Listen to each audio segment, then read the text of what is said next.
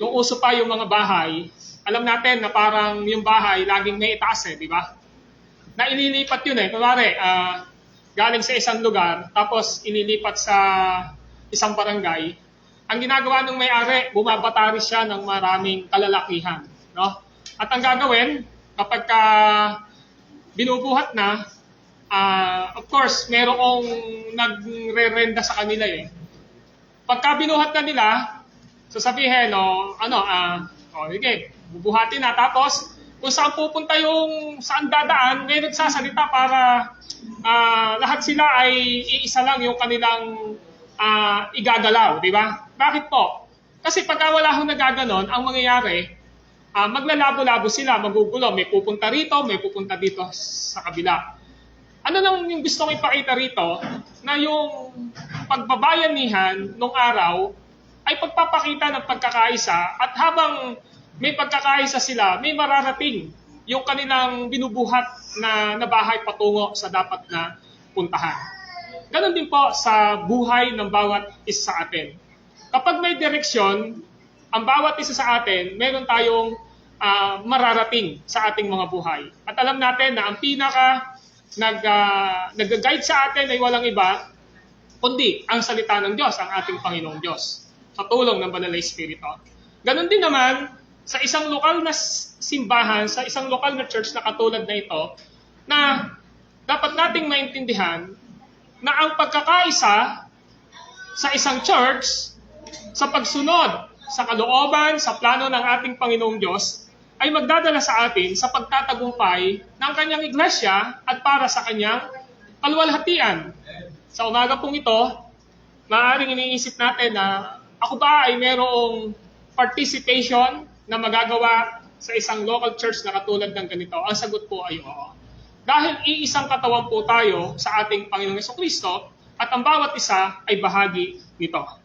Nais ko po na hilingin na panandalian nating i-focus ang ating mga isipan at ating mga kalooban sa ating pong pag-aaral na salita ng ating Panginoong Diyos. At ngayon ay hinihilingan ko na pakibuksan ang inyong mga Biblia sa aklat po ng mga ngaral o sa Ecclesiastes chapter 4. At nagpapatuloy tayo sa ating series dito sa book of Ecclesiastes o mga ngaral. Mga ngaral chapter 4 verse 9 to 12. But we will focus in verse 9. Ang sabi po dito, ang dalawa ay mabuti kaysa isa. Mas marami ang bunga ng anumang gagawin nila. Verse 10, kapag nabuwal ang isa, maitatayo siya ng kanyang kasama. Kawawa ang nag-iisa pagkat walang tutulong sa kanya kapag siya ay nabuwal. Kung malamig ang panahon, maaari silang magtabi sa higaan upang parehang mainitan. Ngunit saan siya kukuha ng init kung nag-iisa siya? Kung ang nag-iisa ay maaaring magtagumpay laban sa isa, lalo na ang dalawa. Ang lubid na may tatlong pilipit ay di agad malalagot. So ang ating pag-aaral sa umagang ito, pagkakaisa ng mananampalataya, tagumpay ng iglesia. Sa English, unity of believers, victory of the church. Now, pinag-aralan natin yung isang punto o yung Roman numeral number 1 nung last Sunday. At nakita natin na yung buhay natin dito sa lupa, na katulad na sinasabi ni Haring Solomon, sa mabuhay at sa mamatay tayo, ay dapat na naiisip natin na tayo ay sa Panginoon. Si Haring Solomon, lahat ng bagay ay sinubukan niya. Lahat ng bagay ay meron siya nung nabubuhay siya dito sa lupa. Nakita natin sa power, meron siya bilang pagiging isang politiko, nasa kanya ang lahat. Sa kayamanan, nasa kanya ang lahat. Sa katanyagan, nasa kanya ang lahat. Sa karunungan, and even nakita natin yung pagiging womanizer niya, nasa kanya ang lahat. At sinasabi niya, walang bagay siya na ginusto na hindi niya natanggap. Pero makikita natin sa kanya na alam niya na ang lahat ng ito ay pansamantala lamang, temporal. Kaya nga ang sinabi niya, all things is vanity, vanity, vanity, vanity. Walang saysay, sabi niya, ang lahat ng bagay sa mundong ito. Sa ibang translation, ginamit, meaningless, meaningless, meaningless. Walang kahulugan, walang kahulugan. Ang ibig sabihin ni Haring Solomon dito, when it comes to our salvation, ang mga bagay sa mundong ito ay kailanman ay hindi maghahatid sa atin patungo sa eternal na buhay na walang hanggan.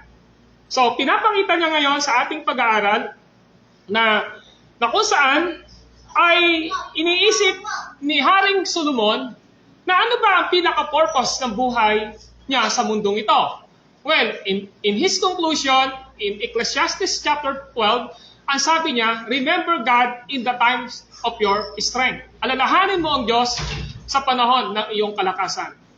Pagdating ng sumunod na mga verses, ang sabi niya, isa lamang ang tungkulin ng tao, matakot ka sa Diyos at sundin mo ang kanyang mga utos.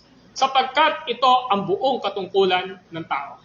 Lahat ng gawin natin, hayag man o lihim, mabuti man o masama, ay pagsusulit natin sa ating Panginoon Diyos. Ito yung kanyang conclusion.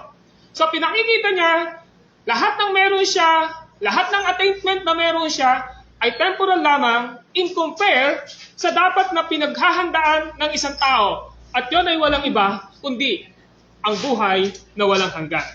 Now, sa ating pag-aaral, dito sa Ecclesiastes chapter 4, verse 9 to 12, ating titingnan ang versikulo siyam o ang talatang 9. Ang sabi ng talatang 9 ay ganito, ang dalawa ay mabuti kaysa isa.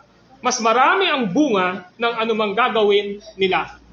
Now, from this verse, pinapakita ngayon ni Haring Solomon ay ito. Pinapakita rito na yung bunga ng ginagawa ng mas marami ay mas makikita natin na mas marami. Of course, yun yung sinasabi niya. Yung anuman nung gagawin nila ay mamumunga ng marami. So nakita natin in verse 10, kapag may kasama ka, kahit mabuwal ka, magkaroon ka ng problema, ay mayroong tutulong sa iyo. Nakita natin in verse 11, na kapag yung feeling mo na lalamig ka, ay mayroong nagbibigay sa iyo ng encouragement, ng init sa iyong buhay. Pagdating ng verse 12, nakita natin na ang isang Kristiyano na mayroong siyang sinasamahan na kapwa niya mananampalataya, the same might ay nagtatagumpay siya. So napag-aralan natin last Sunday, yung word na mahuhulog o nahulog o nanlalamig. Sabing ganon, kapag meron kang kasama, kapag nahulog ka, meron tutulong sa iyo. Kapag ikaw ay nanlalamig, meron nagpapalakas sa iyo. Nakita natin, spiritually, may mga time na possible na mahulog tayo at madapa tayo sa ating pananampalataya at may mga ginagamit ng Lord to lift up sa ating mga buhay at relasyon sa Diyos. May mga time na nanlalamig tayo sa ating pananampalataya at may ginagamit ang Diyos upang gamitin sa pag-init ng ating pananampalataya sa ating Panginoong Diyos. Ngayon, titingnan natin ang pangalawa. Now, this is the question. Paano ka magiging bahagi sa pagkakaisa at pagtatagumpay ng ating iglesia? Pangalawa, by knowing that every Christian is able to accomplish more for the Lord. Sa Tagalog, sa pamamagitan ng pagkaalam mo na ang bawat Kristiyano ay may kakayanan sa higit pang magagawa o matatapos para sa Panginoon. Lahat ng aking tiningnan na commentary ay nagpapakita ito ng dalawang interpretation. Pinapakita ito, una, sa kanyang church, at pangalawa sa ating pakikipagrelasyon sa ating pamilya, sa pag-aasawa, o kaya naman ay sa negosyo. Now, tingnan natin ang verse 9. Ang sabi, ang dalawa ay mabuti kaysa isa, mas marami ang bunga ng anumang gagawin nila. Yan po ang sabi. Sa English, sa New King James Version, nasabi, two are better than one because they have good reward to their labor. Yan ang pinapakita po. Now, tingnan natin itong mga words na mahalaga o phrases na mahalaga na binanggit dito sa verse 9. Now, kung ating makikita, binanggit ni Haring Solomon yung salitang mabuti. Ang sabi ron, mabuti kaysa isa. Sabi niya, ang dalawa ay mas mabuti kaysa sa isa. So tingnan natin itong word o mga pangungusap na ito. Ang salitang mabuti sa English ay better. Ang salitang better sa salitang gamit ako ng konti, yung salitang sa noun, kasi galing po ito sa Hebrew word na bedar, na ang pinagtutungkulan ay noun. Ang noun ay name of person, di ba? O place or things. Ang salitang ito ay ginagamit na something superior in quality and effect. So kapag narinig natin, yung language na ginamit dito ni Haring Solomon, yung salitang mabuti o better, pinapakita rito something superior in quality and effect. Ano ba ibig sabihin nito? Ang ibig sabihin, mga bagay na mas mataas sa kwalidad at epekto nito. So maliwanag na pinakikita rito ni Haring Solomon, kapag dalawa o higit pa ang nagsasama-sama, ang pinapakita niya rito, ano yung mangyayari dito? Nagiging superior sila, mas mataas sila. Mas higit na mataas sila, at yung gagawin nila ay mas maganda ang magiging effect. Nakuha niyo yung punto? Yun ang sinasabi niya rito. Ngayon, tinignan ko po yung isa pang gamit dito sa noun. Superior person. Alam natin, pag sinabing superior person, siya yung pinakamataas. Saan? Sa grupo nila, superior person. So, yun yung pinapakita ngayon dito. Now, tingnan naman natin sa salitang verb. Ang salitang verb ay pumapatungkol sa gawain o action word. It is excellence and much better. So, pag sinabing excellence, pinakamabuti yun, pinakamainam yun, di ba? Excellence ibig sabihin po nun. Ano ibig sabihin nun? Ano sabi sa Tagalog yun? Very good. Excellent. Pinakamainam, di ba? Sabi niya, and much better, higit na mas mainam. Or, more attractively and advantageously. Mas daw nakaka-attract, nakakapukaw sa paningin ng maraming tao at parang pinapakita na mas nakahihigit sila. So, yun yung ibig sabihin ni Haring Solomon dito. So, maliwanag na pinapakita ni Haring Solomon ang isang tao ay hindi lang siya basta nabubuhay dito sa mundo ng para sa sarili niya. Katulad ng tinignan natin sa sulat ni Pablo sa Roma Kabanatang 13 na hindi tayo nabubuhay para sa sarili lamang natin. Kung tayo nabubuhay tayo sa Diyos. Kung mamamatay tayo para sa Panginoon. So yan yung pinakikita rito.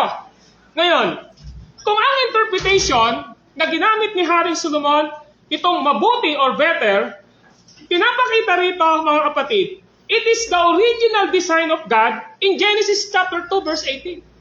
Alam niyo po ba na hindi tayo nilikha ng Diyos para maging isa lamang? Nilikha tayo ng Diyos dahil we are belong to other. Yun yung pinapakita rito. Now, the design of God in Genesis chapter 2 verse 18 ay pinapakita niya na hindi mainam sa tao ang mag-isa.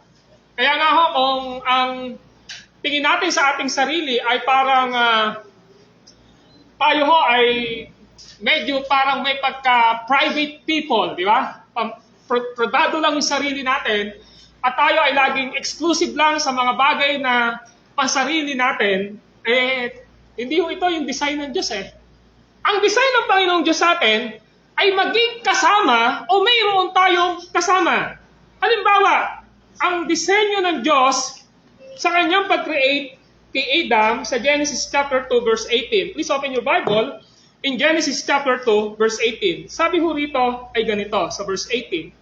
Matapos gawin ang lahat ng ito, sinabi ni Yahweh, hindi mainam mag-isa ang tao.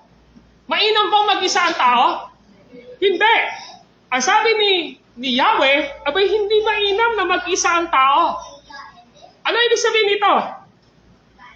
Pinapakita rito na ang tao ay hindi nilikha para maging eksklusibong persona ka sa iyong sarili lamang. Ang sabi rito, hindi mainam na mag-isa ang tao. Tingnan niyo karutong. Bibigyan ko siya ng makakasama at makakatulong. tulong. Nakita nyo? Bibigyan ko siya ng makakasama at makakatulong. Now, tingnan natin mabuti ito. Ito yung pinapakita ng ating Panginoong Diyos. Ano ba yung purpose ng Panginoon? Bakit niya sinabi yung Genesis chapter 2 verse 18? Alam nyo, si Yahweh, lahat na yata ng animals o ng kahayupan, nilapit kay Adam. Pero wala pong umangkop sa kanya eh. Ang sabi doon ay ganito, kaya't lumikha siya ng mga hayop sa parang at ibon sa himpapawid. Inilapit sa tao, kay Adam, at ipinaubaya dito ang pagbibigay ng pangalan ng mga iyon kung ano ang kanyang itatawag, iyon ang magiging pangalan. Pero pagdating sa verse 20, ang tao nga ang nagbigay ng pangalan sa lahat ng ibon, mga hayop, maging maamo o mailap. Ano yung conclusion sa verse 20? Ngunit walang isa man sa mga ito ang angkop na kasama at katulong niya. Minsan meron po ako nakita sa Facebook, abay kinasal sa buhaya. Meron ba kayo nakita sa puno pa nga yung iba eh. Sa Facebook nakakita ko eh. Literal ha, kinakasal. Pero sabi ng Bible, yung mga bagay na ito ay hindi angkop para sa tao. Nilapit ng Diyos yung magandang aso, pero hindi angkop kay Adan. Nilagay yung magandang birds, yung nagsasalita. Sabihin mo, I love you. I love you. Yung ano hayop yun? Yung parang, di ba?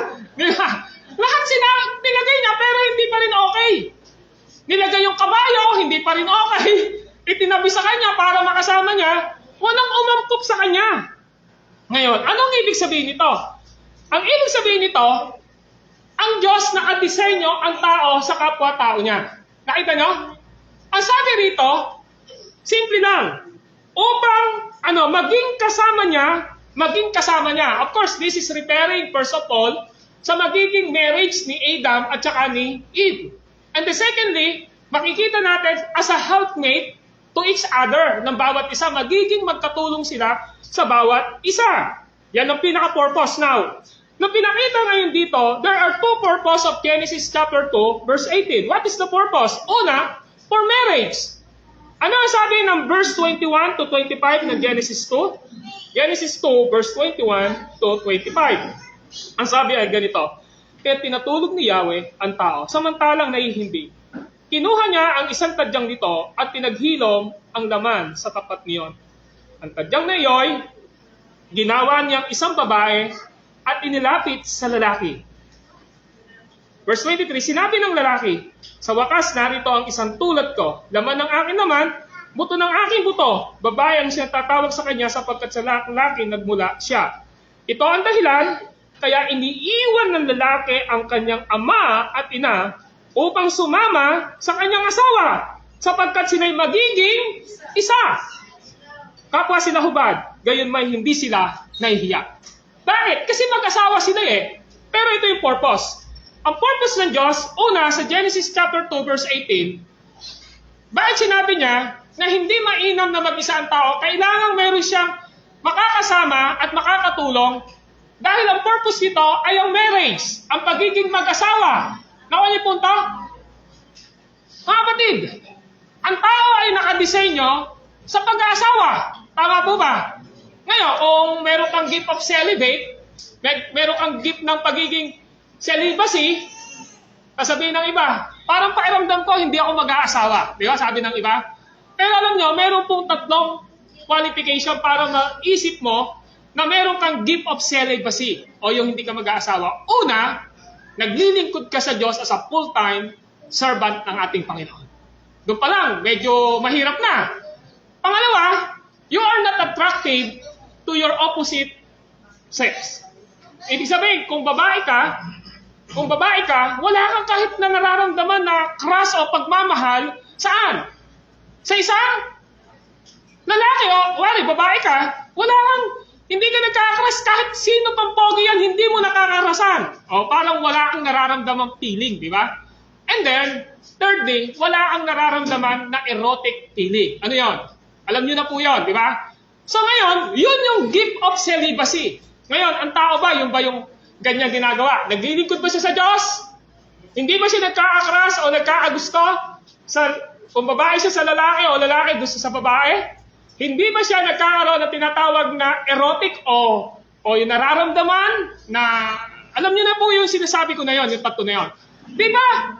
Doon pa lang babaksak na tayo. In other words, ang isang tao, nakadesign siya sa pag-aasawa. Nakadesign siya sa pag-aasawa. Why? Bakit ang tao ay nakadesenyo sa pag-aasawa? Nakadesenyo sa pag-aasawa dahil yon ang design ng Diyos sa kanya. Bumuo ng pamilya. Of course, bago ka bumuo ng pamilya, magpakasal ka muna. Tama po ba? Bago gumawa ng baby, ano gawin muna? Wala muna kung deposito, kailangan muna po ay magpakasal muna. Yun yung pinakatamang pananaw doon. So, ang pinapakita rito, ang purpose po ng Genesis 2:18 is for marriage. Pangalawa, pinakita rito upang magkaroon sila ng anak. Sabi po sa Genesis 1:28, ano sabi ron? Sabi ng 1:28, Genesis 1:28 ay ganito. At sila'y pinagpala, wika niya, magpakarami kayo at punuin ng inyong mga supling ang buong daigdig. So, ibig sabihin, for reproduction, para magkaroon sila ng anak. O, yun yung sinasabi doon. In-expound ko lang po muna, ano? Tapos pangalawa, for labor. Ano yung pinapakita rin? Upang mayroong makatulong sa kanya. Now, sabi sa Genesis 2:15 ay ganito. Iniligay ni Yahweh ang tao sa halamanan ng Eden upang ito'y pangalagaan at pagyamanin. So, maliwanag na ang purpose ng Panginoong Diyos na pinapakita rito bakit hindi mainam na nag-iisa ang tao kasi nakadesign siya saan? Na mayroon siyang kasama. Una, kasama niya bilang asawa para magkaroon ng anak at para magkatulong sila sa bawat isa. Helpmate sa babae, di ba? Kahit doon sa lalaki. Now, ano ang ibig sabihin nito? Pinapakita ngayon dito na ang ating pag-aaral back to Ecclesiastes chapter 4, verse 9. Ang sabi ron, ang dalawa ay mabuti kaysa isa. So, yun yung gustong ipakita rito ni Haring Solomon. Bakit po? Pinakita na natin kanina, this is the design of God sa buhay ng tao. Meron ba rito na sa tingin nyo, hindi nyo kailangan ng kasama? Siguro wala magsasabi, lahat tayo kailangan natin ng kasama. Sa buong maghapon nga lang na wala kang makasama para makakwentuhan. Nakaka-boring na, di ba? Kaya nga yung iba talagang gumagawa ng paraan para mayroon silang makakwentuhan. O kaya naman ay maka-sharing sa kanilang mga buhay. Kasi naka-design ng tao sa kanyang makakasama. Now, tingnan natin. Ang ibig sabihin dito, kung sinabi din ni God na pamahalaan ang lahat ng kanyang kinreate, hindi lamang ito tumutukoy sa pagtatrabaho, kundi ito din ay tumutukoy sa gawain ng pagpapalaganap ng Ebanghelyo o ng salita ng ating Panginoong Diyos. Napansinin natin, no si Adan at Eva ay nagkaanak. Sino naging anak? Si Cain at saka si Abel. Tama po ba? Pero mapapansin na natin, Cain at Abel, meron na silang ginagawang pag-worship sa ating Panginoong Diyos. Kaya nga naghandog si Cain at saka si Abel ng ng mga offering nila sa Diyos. Of course, nakita natin, ang tamang pag-o-offer ay hindi lang basta yung ani ng agrikultura, kundi yung tinatawag na pinakamainam na hayop ang tinanggap ng Diyos. Pag nakita natin, pagdating po, even in Noah sa kanyang pamilya, makikita natin kung paano sila nag-serve sa ating Panginoong Diyos. Kaya nung nakita ng Lord na ang tao ay napakasama na, in Genesis chapter 6, sabi ng Panginoon, hindi ko itatago ito kay Noah. Ano ginawa ni Noah? Kung gusto nating basahin ang Genesis, ang 1 Peter chapter 2, 2 Peter chapter 2, makikita natin na si Noah ay nangaral sa panahon na iyon sa katwiran ng ating Panginoong Diyos. So, ibig sabihin, ang banal na kasulatan ay nagtuturo sa atin na ang gawain pagmiministeryo ng ating Panginoong Diyos ay hindi lamang para sa isang eksklusibong tao, kundi ito ay para sa kabuuan ng bawat isa sa atin. Halimbawa, tingnan po natin ang Marcos chapter 6, verse 7. Ano ang sabi ng Marcos chapter 6, verse 7? Sabi rito sa Marcos chapter 6, verse 7, ay ganito. Now listen in verse 7. Tinawag niya ang 12 at sinugong dala-dalawa. Binigyan niya sila ng kapangyarihang magpalayas ng masamang espiritu. Now you see, even Jesus Christ, yung kanyang mga kinomisyon na mga unang alagad niya, ay pinahayo niya ito ng ng dalawa. Tinawag niya ang 12 at sinugong dalawa. So dito makikita natin, even in the ministry, si Jesus Christ, hindi siya nagsasabi na kailangan kapag nagministeryo ka, kapag ka naglingkod ka, okay lang na nag-iisa ka, di ba? So sinasabi rin ni Jesus Christ dito, even in the ministry, sinasabi niya rito, mas mainam na dalawa, mas mainam na may kasama. Ngayon, yan ang gustong ipakita ngayon dito ni Haring Solomon. Back to Ecclesiastes chapter 4, verse 9. Pinapakita ngayon dito ni Haring Solomon na ito man ay sa ministeryo o ito man ay sa buhay ng isang tao, nakadisenyo ang tao na mayroon siyang kasama. Nakadisenyo ang tao na hindi siya nag-iisa. So sinabi doon, sa verse 9 ay ganito, ang dalawa ay mabuti kaysa isa. So mas mainam ang dalawa, mas mainam ang higit pa sa dalawa kaysa sa nag-iisa. Kasi nga, tinignan natin, sa panahon nila, yung pagkakaroon ng pagbabiyahe nila, nakita natin na napakahirap magbiyahe na nag-iisa ka. Ano mangyayari sa'yo kapag ka nahulog ka, kapag ka mayroong nangyari sa'yo, ano yung nangyayari? Walang tutulong sa'yo. Possible na mahirapan ka.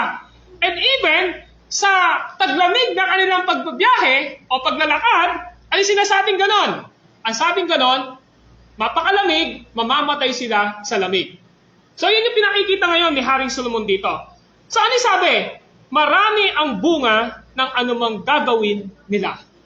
Yun yung sinasabi niya ngayon sa verse 9. Ang sabi niya ngayon, ang dalawa ay mabuti kaysa, mas marami ang bunga ng aanumang gagawin nila. Very practical di ba?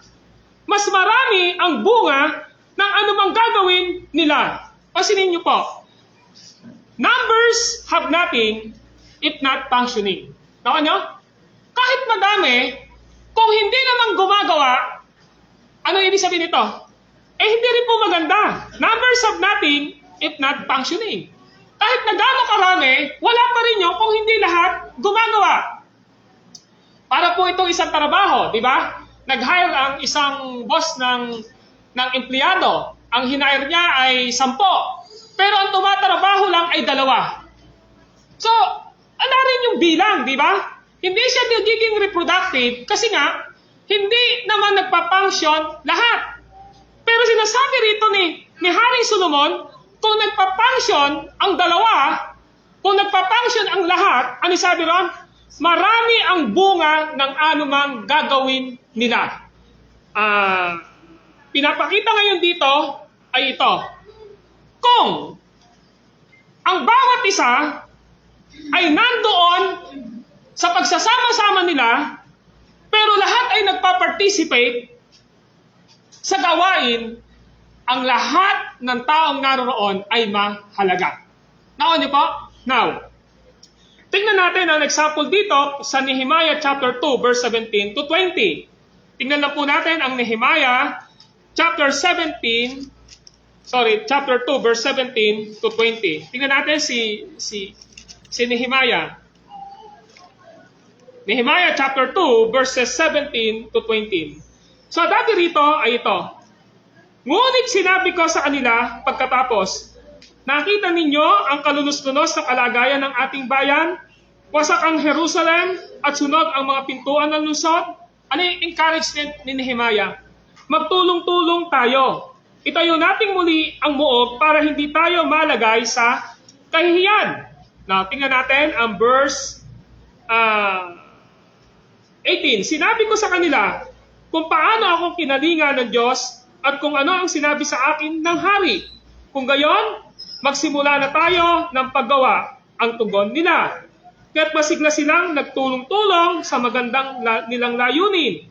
Ngunit, nang malaman ito, pinagtawanan kami ni Sanballat at Tobias, pati na si Gesem, na tagapamahala sa Arabia. Anong ginagawa ninyong iyan, wika nila? Naghihimagsik ba kayo laban sa hari? Tuloy natin sa verse 20. Tinugong ko sila, pagtatagumpayin kami ng Diyos ng kalangitan, pagkat kami ay kanyang lingkod. Itatayo namin muli ang Jerusalem, ngunit kayo'y walang bahagi o karapatan sa alaala sa lungsod na ito. Ano ba yung nangyari? Alam natin na ang Jerusalem ay wasak. Wasak ang bakod ng Jerusalem na proteksyon nila sa kanilang mga kalaban. Sira ang templo nila. Ngayon, si Propeta Nehemias ang siyang ginamit ng ating Panginoong Diyos upang ipakita sa kanya kung paano muling itatayo ang muog ng Jerusalem. Pero pansinin ninyo, si Nehemiah, hindi niya sinarili. Alin? Hindi niya sinarili yung burden o bigatin na nilagay ng Diyos sa kanya. At ang kontekstong ito, nagpaalam siya sa hari, at nung nagpaalam siya sa hari, umuwi siya ng Jerusalem, at ang ginawa ni Nehemiah, binisita niya ang buong Jerusalem na iyon at tiningnan niya kung ano ang kalagayan. So pagdating ngayon sa Nehemiah chapter 2 verse 17 to 20, challenge ni Nehemiah ang kanyang mga kababayan. At ano ang kanyang challenge? Ang sabi niya sa verse 17, ngunit sinabi ko sa kanila pagkatapos. Pagkatapos ng ano? Nakita niya kung ano yung kalagayan ng Jerusalem. Ano ang kalagayan ng muog nito? In-encourage niya na i-rebuild nila ang wall. In-encourage niya na itayo nila muli ang tinatawag na wall o bakod ng Jerusalem. Ngayon, kung mapapansin natin, ang nangyari dito, nung na-challenge po, lahat sila ay sumang-ayon, kanino? Kay Nehemiah. Pero meron po na nag-o-oppose sa kanila. At sino nag-o-oppose sa kanila? Binanggit po doon sa bandang dulo na ang pangalan po sa talatang 19 ay si Tobias at saka si Gesem. Napansin nyo? Pero hindi sila na-discourage sapagkat pagdating ng talatang 20, tinugon sila na Nehemiah. Pagtatagumpayin kami ng Diyos ng kalangitan, pagkat kami ay kanyang lingkod. Pero hindi natapos dito. Pag binasa natin ang chapter 3, makikita natin yung delegation ng work na binigay ni Nehemiah sa bawat pamilya, sa bawat tribe na meron sila. At mapapansin nyo sa Nehemiah chapter 3, verse 1, ang sabi, ganito nila ginawa ang nasirang muog.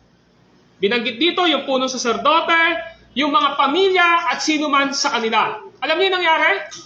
Nagkaroon ng partition of work. Nagkaroon ng delegation of work. Sinabi niya, yun yung gagawin nyo, ito yung gagawin nyo, ito yung gagawin nila. Ngayon, mapapansin natin, ang bilis pong natapos ng kanilang gawain. Bakit po mabilis? Mabilis sapagkat nagkaroon po sila ng tinatawag na pagkakaisa at pagtatrabaho ng mayroong direksyon. Kaya nga ho, ang sabi ng chapter 2, verse 32, mapapansin natin, mula naman dito hanggang sa pintuan ng mga tupa, ang mga platero at ang mga mangalakal ang nag-ayos ng muog. So pagdating ng chapter 4, mabilis nilang na-rebuild ang wall. Bakit po? Kasi meron silang pagkakaisa. Nakita niyo po yung punto rito? Kaya nga, sabi ng chapter 4, ito ang makikita natin sa verse 6. Masigla kami at patuloy ang pag-aayos ng muog, kaya't hindi nagtagal at napataas namin ng kalahati ang kaukulang taas ang paligid ng lungsod. Pagdating po ng mga iba pang chapter, nakita natin ang bilis po na i-rebuild ng wall. Now, ano ibig sabihin dito? The keyword is in Nehemiah chapter 2, verse 20. Ano sabi ng chapter 2, verse 20 ng Nehemiah? Ang sabi ay ganito. Tinugong ko sila, pagtatagumpayin kami ng Diyos ng kalangitan. Pagkat kami ay kanyang lingkod, itatayo naming muli ang Jerusalem, ngunit kayo walang bahagi o karapatan o alaala sa lungsod na ito. Now, napakaganda na dapat natin maisip na kahit na po dito sa pinapakita kay Nehemiah na nung mayroong problema na dumating para iresolba, alin po, ang isang pangangailangan nila, may ginamit ang Diyos si Nehemiah. Pero hindi sinarili ni Nehemiah. Kasi hindi niya kayang gawin yun. Napaka-imposible na magawa niya, na ma-rebuild niya yung wall na yon. Kailangan niya ng kasama. So ang ginawa niya ngayon, dinisseminate niya, alin? Itong pinapagawa ng Panginoong Diyos. And then, na-challenge po silang lahat at nagkaroon po ng pagkakaisa na sa bawat lugar upang ma-rebuild ang wall na yon ay mabilis po nilang nagawa. So ano ibig sabihin nito? Alam nila saan yung direksyon nila. At ang direksyon nila na yon ay nagsasabing, pagtatagumpayin kami ng Diyos ng kalangitan. Pagtatagumpayin kami ng Diyos ng kalangitan. So maliwanag sa kanila na ginagawa nila yon para sa Panginoong Diyos. Amen po ba? Hindi nila ginagawa yon para kanino man. Ginagawa nila yon para sa Diyos. Mga kapatid, makikita natin dito na ang isang pagkakaisa ng panahon ni Nehemiah, ano ang meron silang common principle? Ang common principle na meron sila ay ang Diyos. Nakita niyo? Pagtatagumpayin kami ng Diyos ng kalangitan. Siguro kung nakita ng mga tao na yung self-interest lang ni Nehemiah ang nagpapatakbo ng kanyang mga sinabi, siguro hindi siya susuportahan eh. Pero nakita na dahil ito ay nakasentro sa Panginoong Diyos, motivated ito ng ating Panginoong Diyos, ano yung nangyari? Sumuporta sila lahat, nagtulong-tulong sila at mabilis na nagawa ang moob. Mga kapatid, sa New Testament, tayo ay tinatawag na church. Nawa niyo? Tayo ay tinatawag na iglesia. In the New Testament, we as the church called body of Christ. Ano yung sabihin nito? Ang ibig sabihin po nito, we are body of Christ. Ano ibig sabihin nito? Sa 1 Corinthians chapter 12 verse 27, ganito po ang sinasabi. 1 Corinthians chapter 12 verse 27. Para makita po natin. 1 Corinthians chapter 12 verse 27. Kayong ang lahat ang iisang katawan ni Kristo at ang bawat isa'y bahagi nito. So we are one body. Lahat tayo ay bahagi ng katawan ni Kristo. Mamaya makikita nyo kung bakit ko binabanggit ito. All of us have a function in the ministry. Ano yung sabi ng 1 Corinthians chapter 12? 1 Corinthians chapter 12, verse 4 and 11.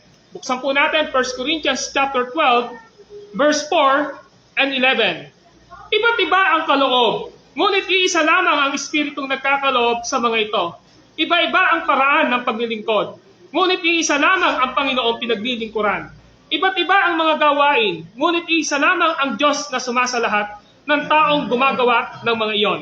Verse 7, ang bawat isa ay binigyan ng kaloob na nagpapahayag na sumakanya ang Espiritu para sa ikabubuti ng lahat. Verse 8, sa isa ay ipinagkaloob sa pamamagitan ng Espiritu ang kakayahang magpahayag ng mga aral ng Diyos at sa isa ay kakayahang makaunawa ng aral ng Diyos. Ang iisang Espiritu rin iyan ang nagkaloob sa iba ng malaking pananalig sa Diyos at sa iba ang kapangyarihang magpagaling ng mga may sakit. May pinagkalooban ng kapangyarihang gumawa ng kababalaghan. May pinagkalooban naman ng kahusayan sa pagpapahayag ng salita ng Diyos. At may pinagkalooban din ng kakayahang makakilala kung alin kaloob ang mula sa Espiritu, kung alin ang mula sa masamang Espiritu. May pinagkalooban ng kakayahang magsalita sa iba't ibang wika at sa iba naman ang magpaliwanag niyon. Ngunit, Isa lamang ang Espiritong gumawa ng lahat ng ito at namamahagi ng iba't ibang kaloob ayon sa kanyang maibigan. Now, anong ibig sabihin natin dito? Tayo, nang niligtas ng ating Panginoong Diyos, ang purpose ng Panginoon ay maging bahagi tayo ng kanyang katawan, ng kanyang church. Pinapakita ngayon dito na ang lahat ng mananampalataya ay mayroong bahagi sa paggawa para sa ating iglesia, para sa church ng ating Panginoon. Kaya ang sabi ni Paul, kayo ngang lahat ay iisang katawan ni Kristo. At ang bawat isa ay bahagi nito. Now, tingnan natin ang katawan natin. Hindi natin pwedeng sabihin sa bahagi ng ating katawan na hindi siya mahalaga. Tama po ba? Hindi rin natin pwedeng sabihin sa bahagi ng ating katawan na hindi kita kailangan. Lahat ng mayroon tayo sa ating katawan ay may function. Lahat ng mayroon tayo sa ating buong pagkataong katawang ito ay mayroon dapat gawin. Ano ang ibig sabihin nito? Ibig sabihin sa loob ng church, walang magsasabi dapat sa atin na hindi ako dapat mag-participate sa isang local church. Mabubuhay ako bilang mananampalataya kahit hindi ako mag-involve sa loob ng iglesia. Hindi mo pwedeng mangyari yon. Kaya kung makikita natin, iisang katawan tayo. Pansinin nyo, kapag ang katawan natin ay tumarabaho, lahat ng bahagi nito ay nagpapunction. Tama po ba? Kuwari, naglalaba ka. Hindi mo pwedeng sabihin na kamay mo lang ang nagpapunction dito. Lahat ng buong katawan mo, ang internal organ mo, maging mga bahagi ng katawan mo lahat ay nagpapunction dito. Tama po ba? Kasi bakit po? Kapag ka merong masakit na isa sa bahagi ng iyong katawan, makakatrabaho ba ng maayos yung buong katawan? Hindi rin po. Di ba? So pinakikita ngayon dito, yung proposisyon ni Apostol Pablo sa 1 Corinthians chapter 12 verse 4 to 11, lahat tayo ay may kanya-kanyang gawain sa church ng ating Panginoon. Amen po ba? Wala pong Kristiyano na magsasabi sa kanya sarili na walang ibinigay ang Diyos sa kanya para magawa niya sa katawan ng ating Panginoon. Yun ang ibig sabihin doon.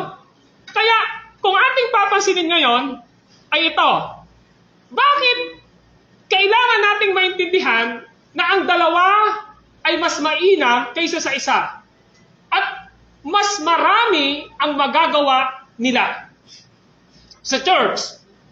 Kung hindi tayo kinumpara sa isang katawan, ano iisipin natin? Ay dapat ang mag-function lang dyan si pastor, ang dapat mag-function lang dyan si leader, ang dapat mag-function lang dyan si sister. Hindi ho eh. We as a one body of Christ, lahat tayo ay dapat nagpa-function sa gawain ng ating Panginoong Diyos. Amen po ba? Hindi ko natin pwedeng sabihin, uulitin ko, na wala akong bahagi sa gawain ng Panginoon. Eh yung buhok nga ng ilong, meron palang function yun eh. Bakit, alam niyo bakit may buhok tayo sa ilong? Ano ba? Para daw pangharang ng ali. Kamo, o sabi ni Sister Myla. Pero may sabi po si Pastor kahapon, na kaya daw tayo may buhok sa ilong, yan ang nagtitimpla ng ano daw, ng init at lamig na pumapasok sa ating ilong. Pag malamig, napipilter niya. Tama naman, di ba? Kapag ka may mga yung mga yung mga alimagmag na dahil nga meron kang pa sa ilong, napipilter niya, di ba? Yung kilay, bakit may kilay tayo? Di ba? Siyempre, para pagka pinagpapawisan ka, dadaan muna sa kilay, di ba? Nakita nyo, bakit may pilikmata tayo? Para pagka may nahulog, masesense na niya na agad. So lahat tayo ay may function. Hindi yung pwedeng walang function. Tama po ba? Ngayon ang tanong lang natin, ano yung function mo? Di po ba? Ano yung function mo sa gawain ng Panginoong Diyos?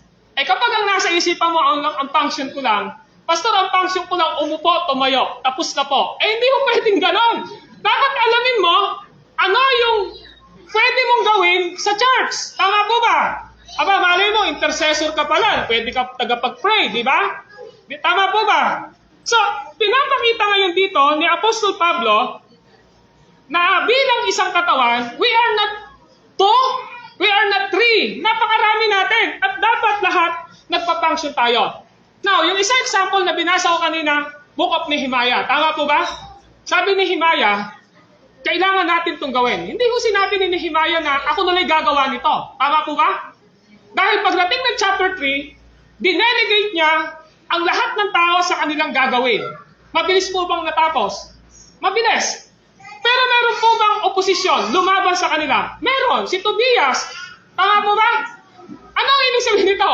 Ang ibig sabihin nito, kapag ang isa sa atin dito na mananampalataya ay handa nang maglingkod sa ating Panginoong Diyos, tsaka naman po dumarating ang ano? Ang oposisyon. Dumarating ang hadlang. Di po ba? Dumarating ang ano? Pwedeng maging hadlang sa paglilingkod mo sa Panginoon. Ano ba ang nagiging hadlang sa iyo? Bakit hindi ka makapaglingkod sa Panginoon? Yun yung dapat nating alamin. Ano ba ang nagiging dahilan sa inyo? Bakit hindi kayo makapaglingkod sa ating Panginoon? Kayo po ang nakakaalam nito. Dahil maliwanag na tinuturo ng Biblia, the more na nagdidesire ka na maglingkod sa ating Panginoong Diyos, the more na nagnanais kang magpagamit sa ating Panginoong Diyos, meron namang nagiging sagabal at hadlang sa atin. At yon ay alam natin na hindi galing sa Diyos. Saan ito galing? Malamang galing ito sa away. Malamang galing ito saan? Sa kagustuhan ng iyong laman. So pinapakita ngayon dito sa atin, kapatid, bilang bahagi ng katawan ng ating Panginoong Diyos, you are included in the numbers of our membership in the church. Meron kang dapat na ginagawa. Tama po ba? At ano ang dapat mong ginagawa? Dapat kabahagi ka sa pangitain, sa vision, sa mission ng isang simbahan. Amen po ba?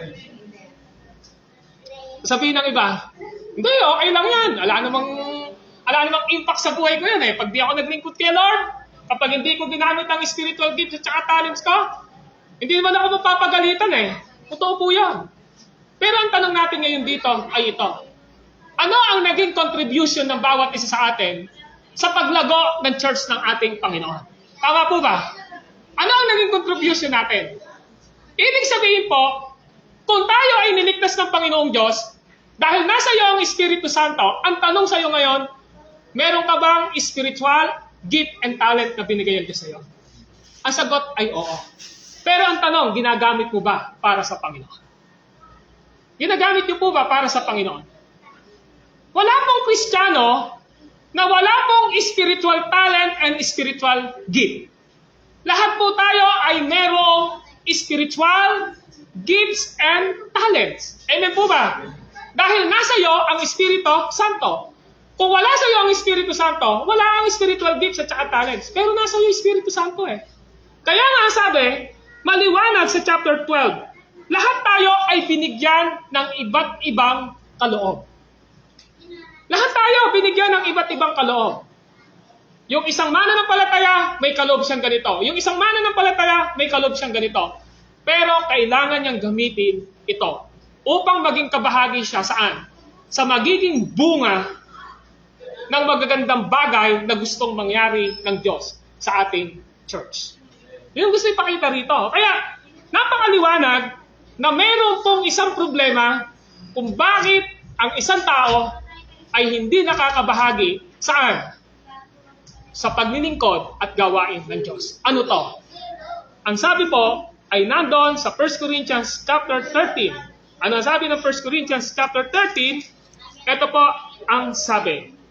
Makapagsalita man ako sa mga wika ng mga tao, ng mga anghel, kung wala naman akong pag-ibig para lamang akong batingaw-ngaw, na umaalingaw-ngaw o pompyang na mataginting. Kung ako man ay may kakayahang maghayag ng salita ng Diyos at umunawa sa lahat ng hiwaga, kung mayroon man ako ng lahat ng kaalaman at ng malaking pananampalataya, ano pat napalilipat ko ang mga bundok Ngunit wala naman akong pag-ibig, wala akong kabuluhan. Ipamigay ko man ang lahat ng ari-arian ko at ialay ko man ang aking katawan upang sunugin. Kung wala naman akong pag-ibig, wala akong kabutihang maidudulot ito sa akin. Ano ang problema? Bakit hindi nagagamit ang kaloob at talento ng isang Kristiyano? Walang pagmamahal sa Diyos. Amen po ba? Yan ang sabi ni Pablo. Ang sabi niya, kung wala kang pag-ibig, para ka lang pompyang na umaali. Nga wow! Tingnan niyo po yung pompyang ito. O, ganyan po. Di ba kapangit niya? Pero kapag mayroong harmony, lahat ginagamit, di ba ang ganda sa pandinig? Tama po ba? Pero kapag pompya, napakapangit pong pakinggan di ba? Ang sabi ni Paul, marami tayo minsan na sinasabi, pero ang problema, hindi natin ginagawa ng may pagmamahal. Tama po ba? So sabi ngayon ni Paul ay ito, ang pag-ibig ay matyaga, magandang loob, hindi na naghili, nagmamapuri o nagmamataas, hindi magaspang ang pag-uugali, hindi makasarili, hindi magagalitin o mapagtanim sa kapwa, hindi nito ikinatutuwa ang gawang masama, ngunit ikinagagalak ang katotohanan. Ang pag-ibig ay mapagbata, mapagtiwala, puno ng pag-asa, at nagtitiyaga hanggang wakas. Kasama pala ang pagtitiyaga hanggang wakas. Kapag meron kang pagmamahal, mayroong pagtitiyaga. Alam niyo yung mga martir? Ang mga martir, pag mahal niya, magiging martir po. Tingnan nyo, sa Bible, ang dami pong martir. Tama po ba? Si Esteban, si Felipe, mga martir po sila, mga apostol. Bakit?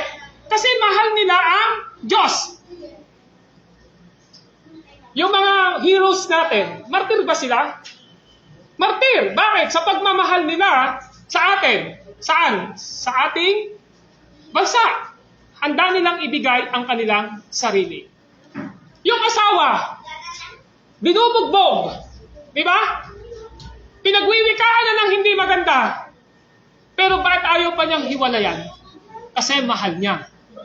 Ano sabi sa kanya? Nagpapakamartir ka kasi. Di ba? Ganun yung karirinig mo. Kasi mahal niya. So ang pinapakita ngayon dito, mga kapatid, ang problema, bakit hindi tayo nakakapaglingkod, hindi natin naibibigay ang tamang paglilingkod sa ating Panginoong Diyos dahil wala tayong pagmamahal ng lubusan sa ating Panginoon. So our motivation sa paggawa natin sa ating Panginoong Diyos na si Jesucristo at sa ating church ay ang pagmamahal. Bakit po? Kasi mahal ng ating Panginoong Jesus ang kanyang church. Saan niya hinaluntulan ng church? Tingnan niyo po.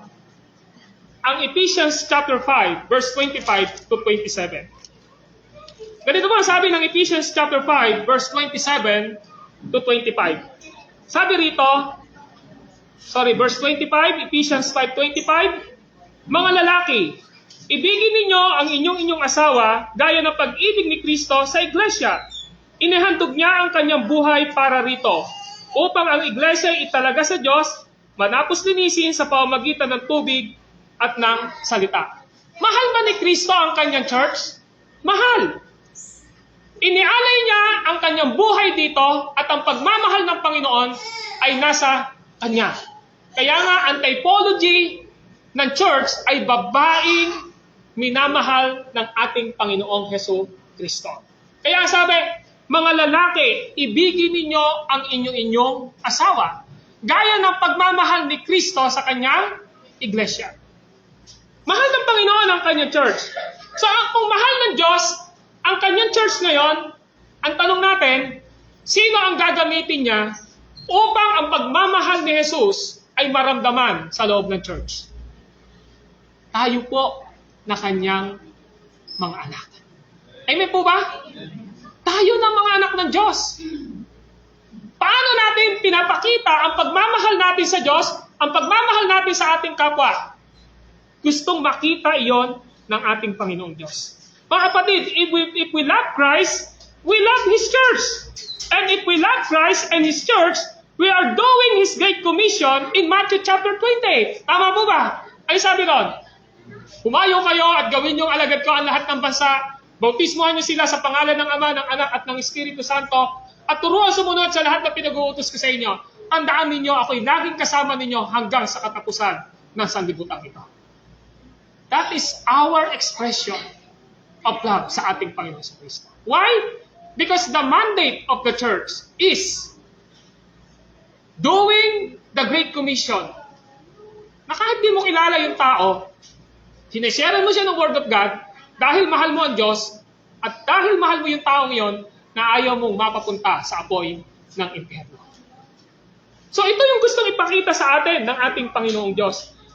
Ang resulta po ng dakilang atas ng ating Panginoong Diyos ay walang iba, kundi gawin natin ang evangelism at gawin natin ang pagdidisciple. That's why in Acts chapter 2 verse 41, Acts chapter 4 verse 4, Acts chapter 2 verse 47, nung nangaral sila Peter, 3,000 ang naligtas.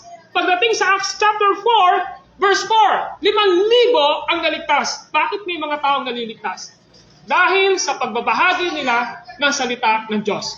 Pero hinayaan ba nila yon? Hindi. Pagdating ng Acts chapter 2, verse 42, 46, and 47, ano ang sabi doon? Ang sinabi doon ay ito. Sa Acts chapter 2, nagtitipon sila araw-araw sa templo.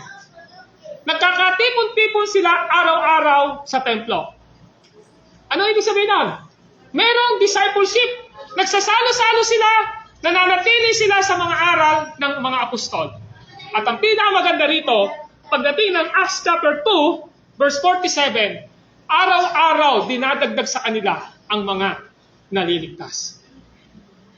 The purpose of God, bakit hindi niya hinayaan na 2 lang o 3 lang ang nasa loob ng church? Kasi dinisign ng Diyos ang kanyang church bilang katawan na ilagay niya ang lahat ng tao na iniligtas niya upang magkasama silang lahat at magsama-sama sa iisang pagsunod sa ating Panginoon upang ang maging prutas ng ating mga ginagawa ay higit na may mga magiging bunga ng mga taong nililigtas ng Diyos, mga taong lumalago sa Panginoon na naglilingkod sa Panginoon upang nasa ganon ang atas ng ating Panginoong Diyos ay maganap at mangyari sa iglesyang ito na ating pinabibilangan. Mas mainam ang 2 kaysa sa isa, sapagkat mas marami silang magagawa, ma-accomplish sa pinagagawa ng Diyos sa atin. Mga kapatid, this church is not my church. Amen po ba? Ang church na ito ay hindi pag-aari ng isa sa atin dito. Ang church na ito ay pag-aari ni Kristo.